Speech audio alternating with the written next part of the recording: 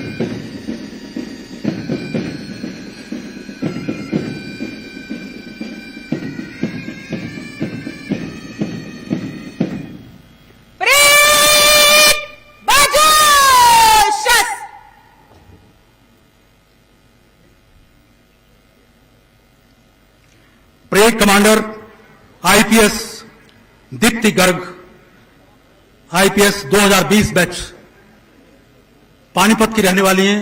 BSc mathematics honour से उन्होंने शिक्षा ग्रहण किया और रिपोर्ट कर रही हैं मुख्यमंत्री महोदय को परेड निरीक्षण के लिए। एक बार जोरदार तालियां बजाएंगे हम सब।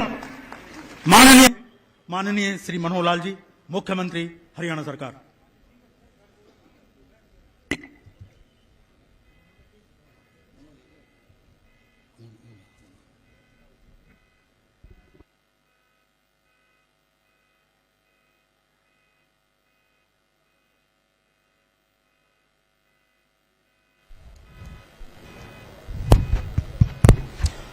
आदरणीय स्वतंत्रता सेनानीगण, सम्मान के योग्य बुजुर्गों, बहनों, भाइयों, नौजवान साथियों व प्यारे बच्चों, आज 26 जनवरी अपना यह 74वां गणतंत्र दिवस हम लोग मना रहे हैं।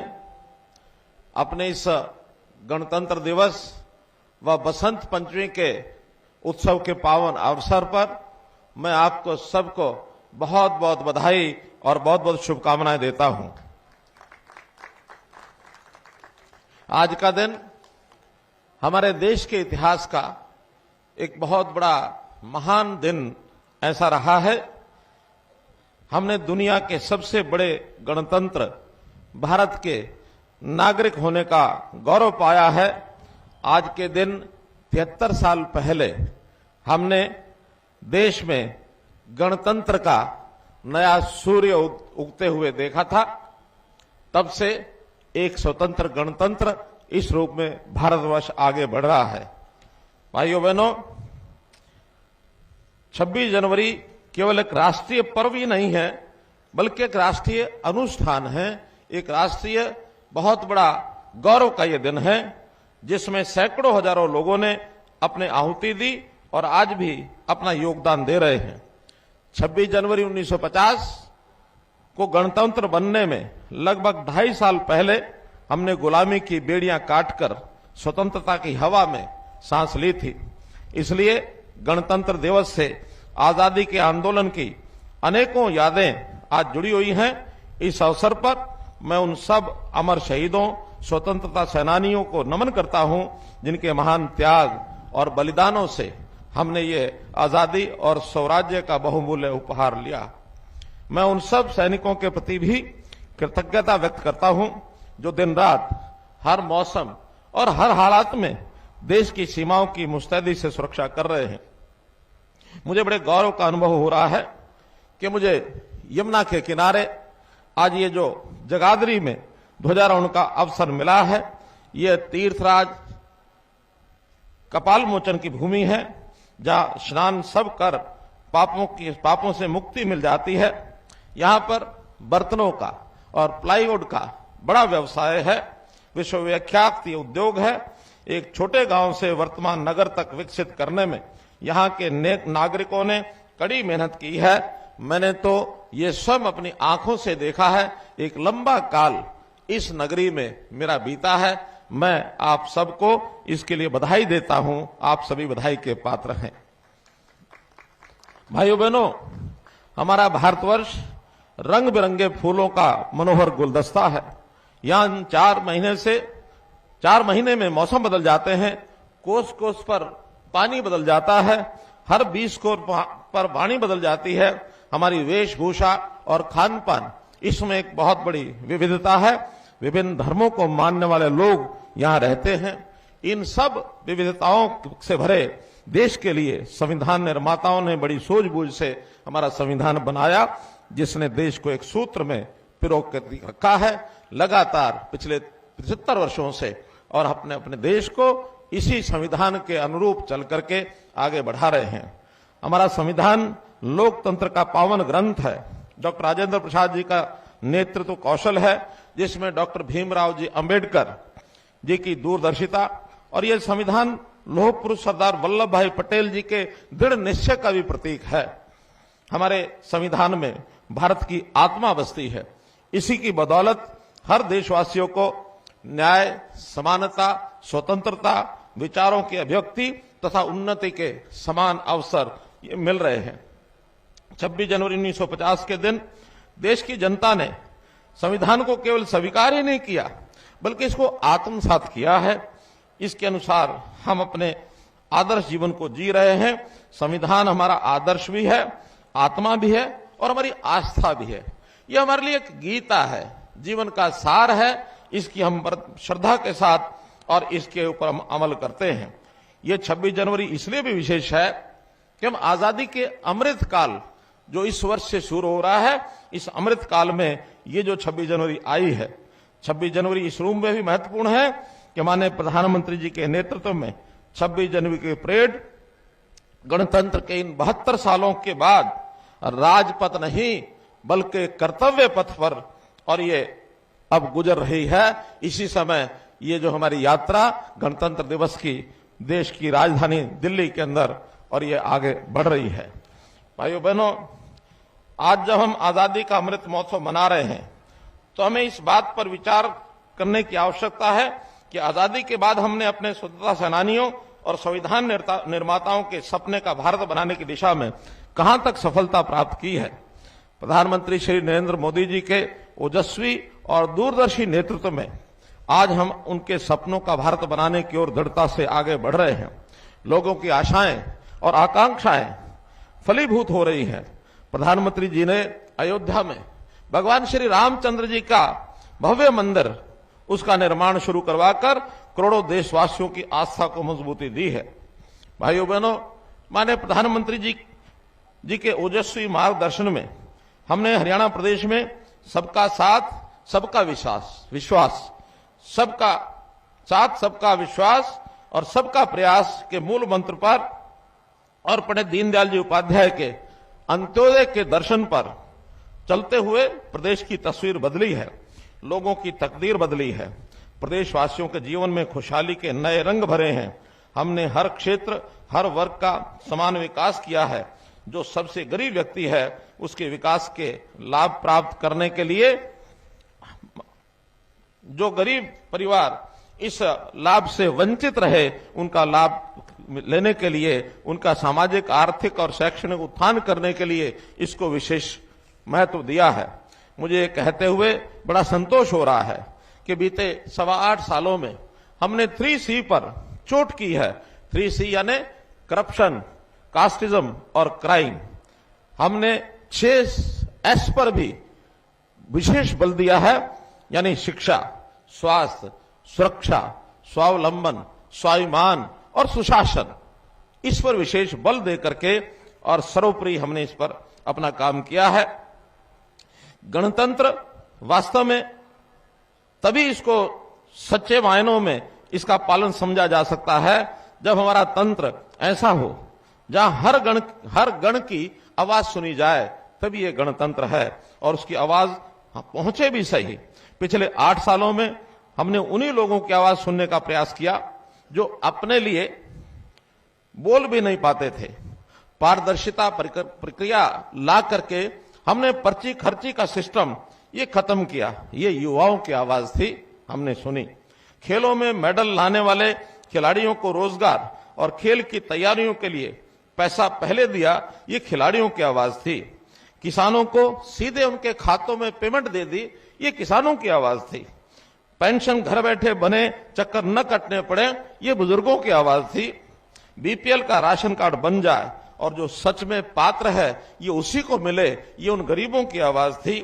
ट्रांसफर के लिए परेशान न होना पड़े, बल्कि एक सिस्टम के माध्यम से अपने आप ट्रांसफर हो, ये हमारे कर्मचारियों की आवाज थी। हमने हर उस आवाज को सुना जो कहीं नहीं जा सकी है, जिसे दबा दिया जाता था, हमने उन सब की आवाजों को सुना है। भाइयों बहनों, महामना पंडित दीनदयाल उपाध्याय जी मानते थे कि तरक्की का लाभ समाज में आखिरी पायदान पर खड़े व्यक्ति तक पहुंचना चाहिए, यही अंत्योदय है। इसी दर्शन के अनुरूप वर्ष 2019 को हमने प्रदेश में सुशासन वर्ष के रूप में मनाया, 2020 को सुशासन संकल्प वर्ष के रूप में मनाया, 2021 को हमने सुशासन परिणाम वर्ष के रूप में इसको मनाया, 2022 में सुशासन उत्थान वर्ष के रूप में हमने मनाया, अंत्योदय उत्थान वर्ष के रूप में मनाया, और अब इस 2023 को हम अंत्योदय आरोग्य वर्ष के रूप में इसको मना रहे हैं, ताकि कोई भी गरीब आदमी स्वास्थ्य की चिंता उसको न रहे और उसका स्वास्थ्य ठीक रहे, कैसे वो निरोगी रहे, इस वर्ष का हमने महत्व इसके लिए किया है।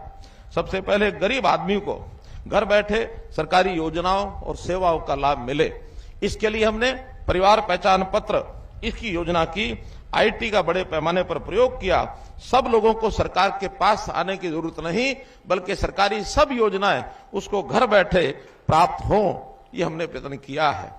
हमको पोर्टल की सरकार कहा जाता है, हमें गर्व है कि हम पोर्टल की सरकार हैं, क्योंकि पोर्टल के माध्यम से ही हमने समाज के हर वर्ग के लोगों को सरल और पारदर्शी ढंग से सरकारी सेवाओं और योजनाओं का ये लाभ पहुंचाया है।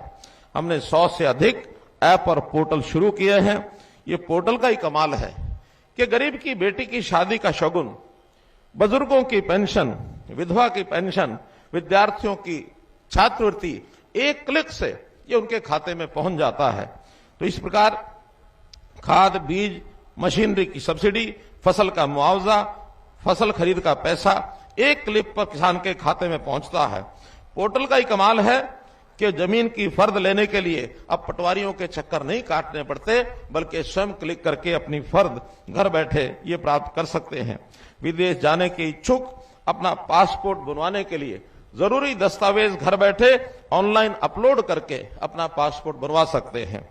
पोर्टल की बदौलत ही माननीय प्रधानमंत्री नरेंद्र मोदी जी की एक राष्ट्र एक राशन ये योजना सफलता को प्राप्त कर सकी। बीपीएल परिवारों को ऑनलाइन राशन कार्ड देने की सुविधा ये हमने इससे शुरू की है। अब परिवार पहचान पत्र के माध्यम से ऑटोमेटिक ढंग से पात्र परिवारों का बीपीएल का कार्ड ये बनता है। पहले बीपीएल कार्ड केवल एक बार बना दिए जाते थे, हमने इसको डायनेमिक अर्थात अपने आप आय की जांच हो जाती है, उससे उसका बीपीएल कार्ड बनता है। और यदि कोई बीपीएल कार्ड 1,80,000 रुपए से आय से ऊपर चला जाता है, वो व्यक्ति अपने आप एपीएल हो जाता है। ये सब परिवार पहचान पत्र के माध्यम से ही संभव हो पाया है। इस एकमात्र दस्तावेज से सभी योजनाओं का और सेवाओं का लाभ पात्र व्यक्ति को घर बैठे ये मिलता है। भाइयों बहनों, हमने हरियाणा एक हरियाणवी एक ये संदेश दिया समाज के सब वर्गों को एकता के सूत्र में पिरोने के लिए, और हमने ये सब काम किए हैं।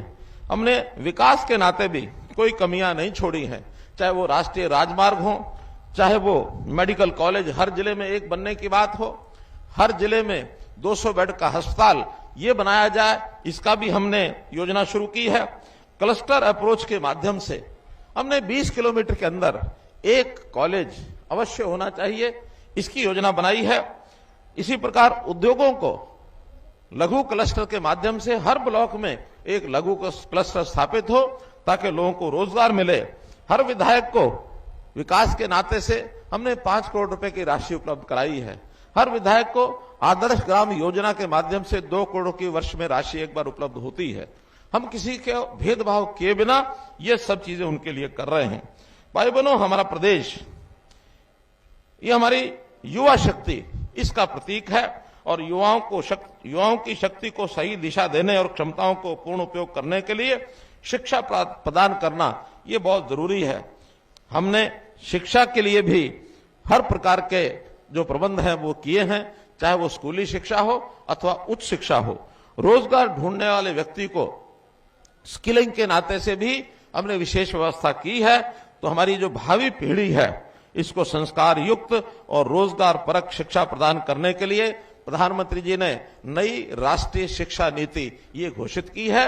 हरियाणा सबसे पहला प्रदेश इसमें है कि बजाय 2030 तक इसको ले जाने की बजाय 2025 तक हम अपनी नई राष्ट्रीय शिक्षा नीति इसको लागू कर देंगे। केजी से लेकर के पीजी तक यूनिवर्सिटीज में ही स्कूली शिक्षा भी शुरू हो जाए, ऐसे हमारी 4 यूनिवर्सिटीज ने यह काम शुरू कर दिया है। हमारे विद्यार्थियों को अच्छी शिक्षा मिले, 126 हमने नए संस्कृति मॉडल स्कूल ये खोले हैं। 6 लाख टेबलेट ये मुफ्त में दिए हैं। सुपर 100 कार्यक्रम ये चलाया है ताकि होनहार विद्यार्थी और गरीब विद्यार्थी उनको उच्च शिक्षा प्राप्त करके और आगे प्रशासनिक सेवाओं में जाने का एक अवसर मिले। गरीब बच्चों की शिक्षा ये मुफ्त में हो। अभी तक सरकारी स्कूलों में ये उनको शिक्षा मिलती थी। हमने ये भी प्रावधान किया है कि अगर प्राइवेट स्कूलों में भी वो पढ़ते हैं तो प्राइवेट स्कूलों की जो फीस है चिराग योजना के अंतर्गत 5वीं तक 700 रुपए, 8वीं तक 900 रुपए और +2 तक 1100 रुपए ये स्कूलों को रियम्बर्स किए जाते हैं ताकि प्राइवेट बच्चे भी, अगर गरीब बच्चे भी प्राइवेट स्कूलों में पढ़ना चाहें तो इस योजना का विस्तार भी करने की बात हमने सोची है। भाइयों बहनों, जिन परिवारों की आय 1 लाख रुपए से कम है ऐसे परिवारों के किसी एक व्यक्ति को रोजगार मिले, इसके लिए हमने मुख्यमंत्री अंत्योदय परिवार उत्थान योजना चलाई है। हमारा टारगेट है कि ऐसे 7 लाख परिवार हैं, ये सब 1,80,000 रुपए तक की आय का किस प्रकार से इनका प्रबंध हो सकता है। इनको रोजगार देने के बाद इनको कोई ना कोई अगर प्राइवेट नौकरी में भी हम मदद कर सकते हैं वो भी हम करेंगे, स्किलिंग करानी है वो भी कराएंगे। अभी तक 72,000 लोगों को हमने ये सुविधाएं दे करके और उनको इस सीमा से ऊपर हमने किया है। युवाओं की नौकरी के लिए बार बार आवेदन न करना पड़े, इसके लिए एकल पंजीकरण विंडो ये हमने बनाई है ताकि एक बार वो पंजीकरण कराएं और सीईटी यानी कॉमन एलिजिबिलिटी टेस्ट के माध्यम से 3 साल तक एक ही टेस्ट के बाद उनको नौकरी का अवसर मिलता रहे। ये भी हमने ग्रुप सी की परीक्षा हो गई है, ग्रुप डी की परीक्षा बहुत जल्दी ये होने वाली है। विदेशों में शिक्षा, रोजगार अथवा विदेशों से निवेश हमको प्राप्त हो, हमारा पहला प्रदेश है जिसने अपना विदेश सहयोग विभाग फॉरेन कोऑपरेशन डिपार्टमेंट ये बनाया है और हम इसके माध्यम से अपने प्रदेश के युवाओं को किस प्रकार से वो विदेश में जाकर के अपना काम प्राप्त कर सकते हैं इसकी विशेष योजनाएं हम बना रहे हैं। स्कूलों में, कॉलेजेस में और यूनिवर्सिटीज में जब पढ़ करके निकलेंगे तो उनको मुफ्त में पासपोर्ट देने की व्यवस्था ये भी हमने की है। इस प्रकार भाइयों बहनों, युवाओं के जो खेल का एक फील्ड है इसमें भी हमने नई योजनाएं बनाई हैं। खेलो इंडिया यूथ गेम्स 2021 पूरे देश भर के लोग हरियाणा पंचकुला में ही आकर के उन्होंने खेला और अपना सिक्का जो है वो जमाया। 137 पदक जीत करके हरियाणा उसमें प्रथम रहा। इसी प्रकार हरियाणा देश का पहला राज्य है जहां ओलंपिक और पैरा ओलंपिक उसमें चयन होने के बाद तुरंत 5 लाख रुपया तैयारी के लिए ये दिया जाता है और एशियन और कॉमनवेल्थ खिलाड़ियों के लिए भी 2.5 लाख रुपया राशि चयन होने के तुरंत बाद तैयारी के लिए उनको दिया जाता है।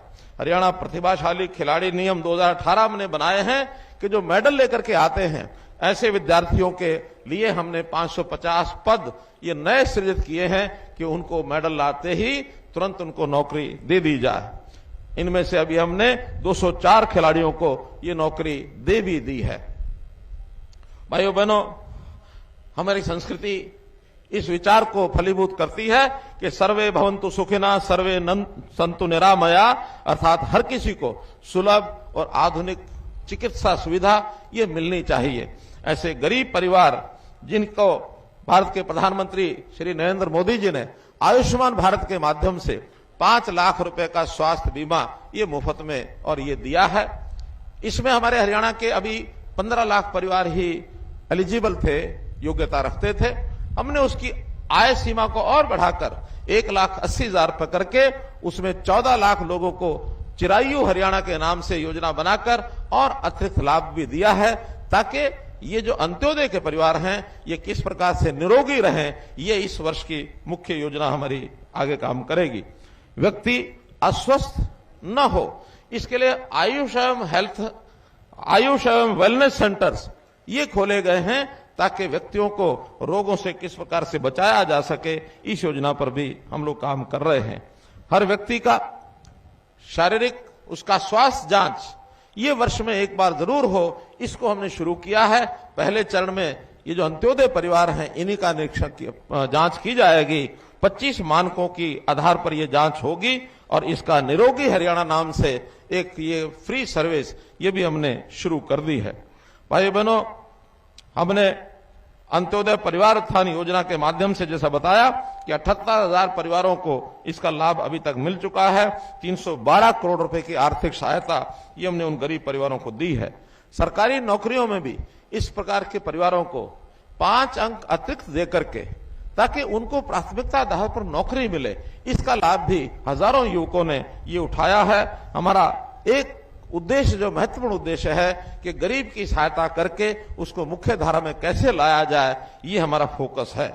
महिलाओं के लिए भी हमने उनको सुरक्षित परिवेश ये मिलना चाहिए, साथ साथ उनकी आर्थिक सामाजिक रूप से भी उनको सशक्त बनाया जाए। पंचायती राज व्यवस्थाओं में उनको हरियाणा एकमात्र प्रदेश है जिन्होंने 50% का प्रतिनिधित्व दिया है। हमारी पंचायतें ये इस महिलाओं के इस भागीदारी से बहुत अच्छा ये काम कर रही हैं। हरियाणा कृषि प्रधान राज्य है। हमने किसान भाइयों द्वारा जो उनका उनका जो पसीना बहाया जाता है, एक एक बूंद पसीने की वो इस प्रदेश के इस देश के निर्माण में काम आती है। तो उस प्रकार ऐसा काम करने वाले लोगों को कभी कभी प्राकृतिक आपदा को सहन करना पड़ता है।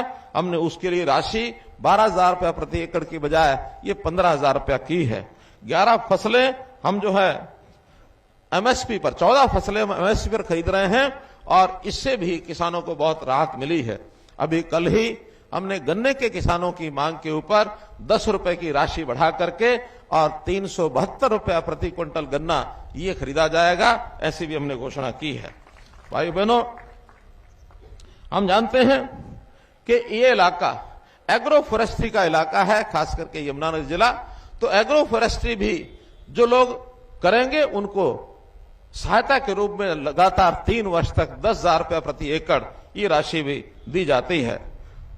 पशुधन इसका पालन करने वाले भी, क्योंकि एक प्रमुख साधन है ग्रामीण लोगों के लिए, तो इसके लिए पशुधन किसान क्रेडिट कार्ड योजना ये हमने शुरू की है, ताकि किसानों को पशुओं के खरीदने पर भी उनको लोन आदि की व्यवस्था ये मिल सके। भाइयों बहनों, जैसा हम जानते हैं कि गांधी जी ने कहा था कि जब तक गांव का विकास नहीं होगा तब तक इस देश का विकास करना संभव नहीं हो पाएगा। तो गांधी जी के ग्राम स्वराज्य को आजादी के 75 साल पूर्ण होने पर हरियाणा ने पूर्ण रूप से कई योजनाएं लागू की हैं। जैसा पैसा जो गांव के विकास का है वो सीधा गांव में भेजते हैं। वहां के सरपंच, पंचायत समिति, जिला परिषद के जो हमारे चेयरमैन अपने वहां प्रस्ताव पारित करके अपनी इच्छा से उस पैसे का उपयोग करेंगे, कोई उसमें बाधा नहीं आएगी। जो पहले ये फाइलें सब चंडीगढ़ जाती थी, अब चंडीगढ़ जाने की बजाय हर एक को अपना पूरा अधिकार है। एक शर्त जरूर रखी हमने कि ये सारे काम पारदर्शी तरीके से होने चाहिए, ताकि लोगों का विश्वास हमारे ऊपर बना रहे। तो पारदर्शी तरीके से, चाहे वो 1 रुपए का काम है अथवा 1 करोड़ रुपए का काम है, गांव के लोग अपने आप अपना काम करा सकेंगे, ऐसी हमने ये एक घोषणा की है। 26 जनवरी इस मायने में महत्वपूर्ण है कि हरियाणा के गांव को वास्तव रूप में एक गणतंत्र क्या होता है इसका लाभ ये उनको सबको दिखेगा और उनको मिलेगा। प्रदेश के विकास का मार्ग जैसा हम जानते हैं गांव की तरफ से होकर निकलता है। तो इसके लिए हरियाणा स्मार्ट ग्राम प्राधिकरण इसकी हमने योजना बनाई है। शहरों को स्मार्ट नगर ये तो हम बना ही रहे थे, लेकिन गांव में भी कंपटीशन शुरू हो कि हर गांव एक दूसरे से आगे बढ़े, तो स्मार्ट गांव की ये कल्पना शुरू की गई है। गांव के हर व्यक्ति को अपनी बात विकास के नाते सरकार के पास पहुंचाने के लिए ग्राम दर्शन पोर्टल ये हमने शुरू किया है। और इसी के साथ साथ एक जानकारी ये भी हम सब लोगों को है कि 6200 गांवों में से लगभग 92% गांव में 24 घंटे बिजली ये हमने देना शुरू कर दिया है। और हरियाणा की ये भी एक बहुत बड़ी उपलब्धि भाइयों बहनों ये है। जल जीवन मिशन, हर घर में नल से जल पहुंचाने का काम ये हमने पूर्ण कर लिया है। कहीं भी दूर दराज का भी गांव होगा, दूर दराज का गांव में भी ये नल से जल की योजना ये हमारी पूरी हो चुकी है। इसी प्रकार लाल डोरा मुक्त करके हमने लोगों को उनकी प्रॉपर्टी का हक दिलाया है। स्वामित्व योजना हमारी शुरू होने के बाद बल्कि देश भर में इस योजना को सराहा जा रहा है। अभी तक लगभग 24.5 लाख से अधिक परिवारों को उनकी प्रॉपर्टी का स्वामित्व कार्ड ये मिल चुका है। ये भी बहुत बड़ी एक योजना की है। इसी प्रकार शहरी निकाय व्यवस्था को भी सुदृढ़ करने के लिए और शक्तियों को विकेंद्रित करने के लिए उनको भी पूरी शक्तियां दी गई हैं। इंटर डिस्ट्रिक्ट काउंसिल ये हमने बनाई है ताकि सब जिले बैठ करके और सरकार के साथ अपने विकास की योजनाओं में और अपनी भागीदारी को पूरा कर सके। हमने 20 वर्ष की जिन शहरों में प्रॉपर्टी लोगों के पास पुरानी थी उनको भी स्वामित्व का अधिकार ये मिले, ऐसी योजना में भी हजारों लोगों ने इसका लाभ उठाया है। भाई बहनों, उद्योग के नाते एमएसएमई का उद्योग कैसे फले फूले, इसकी भागीदारी कैसे बढ़े, हमने ब्लॉक के अनुसार 1 ब्लॉक 1 प्रोडक्ट ये योजना शुरू की है ताकि हर ब्लॉक में ऐसा एक मिनी क्लस्टर इंडस्ट्री का ये शुरू हो जिसमें लगभग 3 लाख लोगों को रोजगार मिलेगा और कई हजार इसमें इंडस्ट्री जो है वो नई खुलेगी। तो ऐसी योजना भी हमने बनाई है। भाइयों बहनों, कॉस्ट यानी किस प्रकार से राहत मिले उद्योग को, कॉस्ट, ईज ऑफ कॉस्ट, इसके नाते से भी हमने लीज पॉलिसी बनाई है ताकि किसी को उद्योग लगाने के लिए लीज पर जमीन लेकर के काम करने का ये अवसर मिले।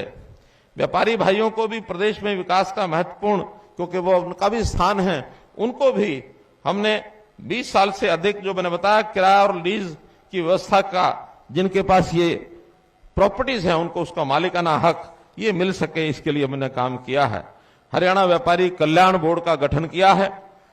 प्रधानमंत्री लघु व्यापारी मानधन योजना, इसके अंतर्गत भी इनको 6,000 रुपया वार्षिक ये सहायता मिलती है, इसके लिए भी हमने योजना बनाई है। प्रधानमंत्री स्वनिधि योजना के अंतर्गत रेडी फड़ी वालों के लिए ऋण की व्यवस्था की गई है ताकि ऋण लेकर के वो अपने काम को और सुचारू ढंग से चला सकते हैं। साथियों, इस गणतंत्र में हमें केवल अपने विकास की बात तक सीमित नहीं रहना है, बल्कि आगे के लिए भी कुछ संकल्प लेने होंगे। और यदि हम संकल्प लेकर के अपने इस प्रदेश को आगे बढ़ाने का विचार करेंगे तो निश्चित रूप से एक दिन आएगा जब हरियाणा देश में, दुनिया में अपना स्थान ये ऊंचा करेगा। और हरियाणा का स्थान ऊंचा होने से हर हरियाणा वासी उसको गौरव होगा, उसका सीना जो है वो चौड़ा होगा। अतः इस समय पर हमको संकल्प लेना होगा कि जो मेरे हक का है, क्योंकि हर व्यक्ति उसका अपना एक हक होता है, ये जो मेरे हक का है ये मुझे मिलना चाहिए, इसके लिए मैं पात्र हूं, वो चीज मुझे मिलनी चाहिए। लेकिन साथ ही विचार करना होगा कि जिस चीज का मैं पात्र नहीं हूं, दूसरा कोई पात्र है, ये उसको मिलना होगा। तो इसके लिए वही लूंगा जो मेरे हक का है। हम सरकार से भी, सरकार की योजनाओं को लेते समय सच बोलने का संकल्प लें, झूठ का सहारा नहीं लेना होगा, नहीं तो हम किसी और का हक मारेंगे। ये भी हमको विचार करके आगे बढ़ना है। गणतंत्र अगर जनता का है, जनता के लिए है, जनता के द्वारा इसको अगर लागू करना है तो हमको अपनी भागीदारी इस शासन व्यवस्था में भी सुनिश्चित करनी होगी कि हम समाज के आगे बढ़ने में अपनी भूमिका को कैसे निभा सकते हैं। तभी हमारा जो गणतंत्र है ये मजबूत होगा। मेरा कहने का भाव है कि हर व्यक्ति के उत्थान और कल्याण पर जैसा सरकार का ध्यान केंद्रित है, ऐसे ही समाज के हर नागरिक का ध्यान ये भी केंद्रित हो। परिणाम स्वरूप हरियाणा में ईज ऑफ लिविंग और हैप्पीनेस इंडेक्स, इसको कैसे आगे बढ़ा सके, इसका ग्राफ निरंतर ऊपर उठता रहे। समाज और देश प्रदेश में हैप्पीनेस के मानदंडों में सुशासन, प्रति व्यक्ति आय, स्वास्थ्य, जीवित रहने की उम्र, सामाजिक सहयोग, स्वतंत्रता, उदारता मुख्य रूप से हासिल किए जाते हैं। आज इन मापदंडों पर हरियाणा बहुत आगे बढ़ रहा है। हम इतना आगे बढ़ रहे हैं कि देश के दूसरे प्रदेश भी हमको फॉलो कर रहे हैं। आइए हम अपनी महान सांस्कृतिक परंपराओं और उच्च नैतिक मूल्यों पर चलते हुए राष्ट्रीय एकता, अखंडता को अक्षुण्ण रखने तथा देश व प्रदेश की सुख समृद्धि के लिए एकजुट होकर काम करने का संकल्प लें। अंत में गणतंत्र दिवस के इस पावन अवसर पर मैं आप सभी को पुनः बधाई और शुभकामना देता हूं। पूर्व प्रधानमंत्री स्वर्गीय श्री अटल बिहारी वाजपेयी जी की इन पंक्तियों के साथ मैं अपनी वाणी को विराम देता हूं। ये चंदन की भूमि है, अभिनंदन की भूमि है। ये चंदन की भूमि है, अभिनंदन की भूमि है। ये तर्पण की भूमि है, ये अर्पण की भूमि है। इसका कंकर कंकर शंकर है, इसका बिंदु बिंदु गंगा जल है। हम जिएंगे तो इसके लिए, मरेंगे तो इसके लिए। हम जिएंगे तो इसके लिए, मरेंगे तो इसके लिए। सभी मेरे साथ मिलकर 3 बार बोलेंगे, जय हिंद, जय हिंद, जय हिंद।